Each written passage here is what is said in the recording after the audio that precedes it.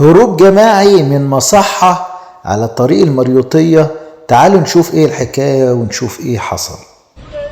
كسروا البيبان وجريوا زي ما انتم شايفينهم كده، اعداد كبيرة قوي خارجين مضروبين ومتعذبين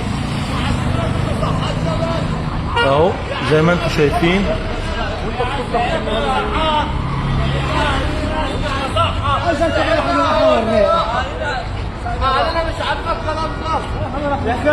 الناس دي بتاكلنا كل يوم، نيجي فين ما عليهمش جبنه وفيها اعلام، وبياخدوا من اهالينا 8000 جنيه. اقفلوا المصحات وافتحوا لنا المصحات اللي يحصل فينا ده حرام. احنا نفسنا نبطل بس مش عارفين ويجردوا فلوس اهالينا ويشوفوها على المجرمين. موتونا جوه دي المكتب اللي عليك السياره.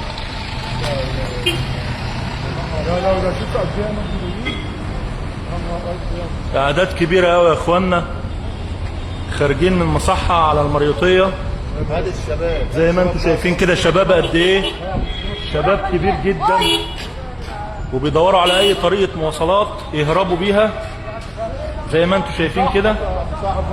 اللي عنده حاجة يقولها. وش زي ما انتم شايفين كده. يضربونا يا باشا. احنا هدينا هيقف يا باشا. خش يا باشا 3 ايام ما بناكلش. واللي جاي اكتر ورا زي ما انتم شايفين كده،